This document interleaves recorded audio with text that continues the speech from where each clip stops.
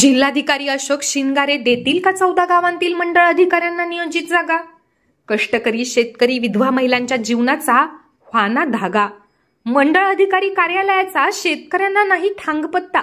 केंद्र व राज्य शासनाच्या योजनेचा बांधला कागदाचा गठ्ठा. चावडीचे वाचन कुठे होते कोणास ठाऊक. 20% लाभार्थी किरकोळ, 80% लाभार्थी घाऊक.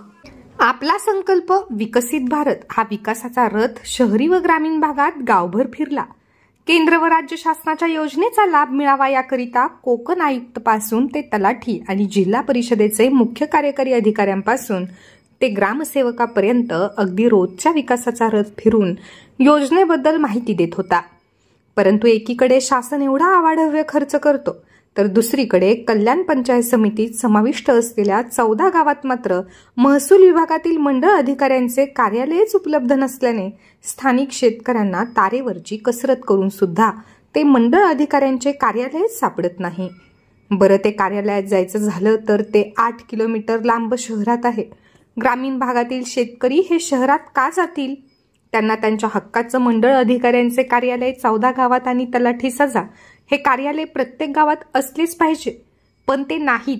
त्यामुळे शेतकरी, स्थानिक ग्रामस्थ व महिलांना शासनाच्या योजनेचा लाभ घेता येत नाही.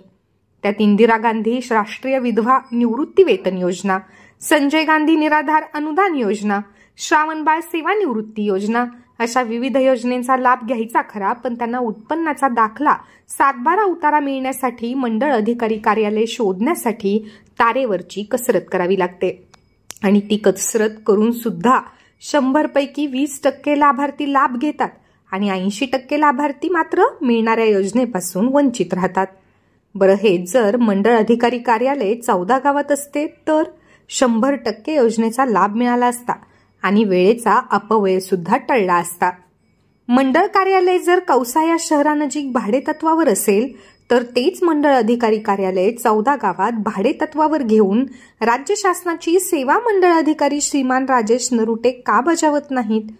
बरं, यात 6 महिन्यात चावडीचे वाचन कुठे होते व कधी हे शेतकऱ्यांना माहितीच नाही. असा प्रश्न स्थानिक 14 गावातील ग्रामस्थ विचारत आहेत. 14 गावात जर अशी सेवा बजावली तर 100% शासकीय योजनेचा लाभ लाभार्थी घेतील आणि कष्टकरी शेतकऱ्यांचा वेळ आणि पैसाही वाचेल. पण जिल्हाधिकारी अशोक शिनगारे महोदय या गंभीर बाबीकडे खंबीरपणे लक्ष देऊन शासनाच्या विविध विभागाच्या योजना प्रत्येक घरापर्यंत पोहोचवण्यासाठी प्रयत्न करून हे नक्की कार्यालयाकरिता नियोजित जागा देण्याचा प्रयत्न करतात. फक्त डोळेझाकपणा करणार तर नाहीत ना? पहा सिद्धेश्वर वार्ता न्यूजचा हा ग्राउंड रिपोर्ट. दर्शक बांधवांनो, आपलं पुन्हा एकदा सिद्धेश्वर वार्ता न्यूज मध्ये स्वागत आहे. आता आपण आहोत MMRDAच्या दोस्ती कंस्ट्रक्शनच्या इमारतीजवळ. या ठिकाणी तहसीलदार मंडळ अधिकारी कार्यालय या ठिकाणी उभारलेलं आहे. कारण 14 गावातील मंडळ कार्यालय या ठिकाणी आहे, अस्तित्व आलेलं आहे. हे खबर बात कुणालाच स्थानिक ग्रामस्थाला किंवा शेतकऱ्यांना माहिती नाही आहे. कारण ह्याच संदर्भामध्ये आपण त्या मंडळ अधिकारी जे राजेशजी नरुटे आहेत त्यांच्याशी प्रतिक्रिया घेणार आहोत. त्यांची प्रतिक्रिया घेणार आहोत की आपण जे 14 गावामध्ये तुमचं मंडळ अधिकारी कार्यालय का नाही? कारण तुमचंच महसूल कार्यालय, तुमचेच महसूल विभागाच्या अनेक जागा उपलब्ध आहेत, तरी आपण ते कार्यालय तिथं उभारू का शकत नाहीत? यांचे जाब आपण विचारणार आहोत. तर आपण चला जाऊयात मंडळ अधिकारी राजेश नरुटे साहेबाकडे. दर्शक बांधवांनो, आताच आपण मंडळ अधिकारी राजेशजी नरुटे यांच्याशी संपर्क साधला. त्यांची प्रतिक्रिया घेण्यात त्यांची आम्ही विनंती केली, प्रतिक्रिया द्या म्हणून. कारण ते स्वतः म्हणालेत की आम्हीच त्या मंडळ कार्यालयासाठी, मंडळ अधिकारी कार्यालयासाठी, तलाठी कार्यालयासाठी तहसीलदार महोदय, प्रांताधिकारी महोदयकडे पत्रव्यवहार करतोय, परंतु तो पत्रव्यवहार करून सुद्धा कुठल्याच प्रकारचा फायदा आम्हाला झालेला नाही. आणि शासनाचं महसूल कार्यालय आहे, ते शासनाचं महसूल कार्यालय या ठिकाणी दोस्ती कंटसेमध्ये उभारलेलं आहे. आणि हे 14 गावातील म्हणजे भंडारली असेल, वाकळण असेल, बाळे असेल, नारिविले असेल, उत्तरशिव असेल, गोटेघर असेल, दहिसर असेल, दहिसर मोरी असेल, नागाव असेल, आणि ह्या पूर्ण गावामधील ही जे काही शेतकरी बांधव आहेत या ठिकाणी 7/12 करण्यात येतात. पण 7/12 करण्यासाठी त्यांना हा पत्ताच माहीत नसल्या कारणानं त्यांची वाहतात होत आहे. आणि हे कमीत कमी डिस्टन्स 7 किलोमीटरचं अंतर आहे, 7-8 किलोमीटर अंतर आहे.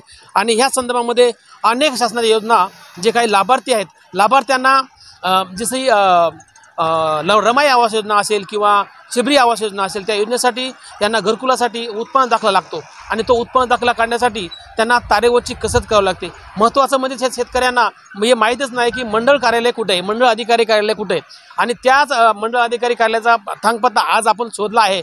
अशा अनेक मला वाटतं शासकीय कर्मचारी अधिकाऱ्यांचे फोन येतात की मंडळ अधिकारी कार्यालय जागेवर असेल तर आम्ही सेवा स्थानिकाला द्यायची कशी। आता ह्या संदर्भामध्ये राजेश नरोटे यांना आम्ही भेटलो ते स्वतः म्हणालेत की तुम्ही आम्ही स्वतः त्या तक्रार करतो पण आम्हाला शासन कुठली जागा उपलब्ध करून देत नाही।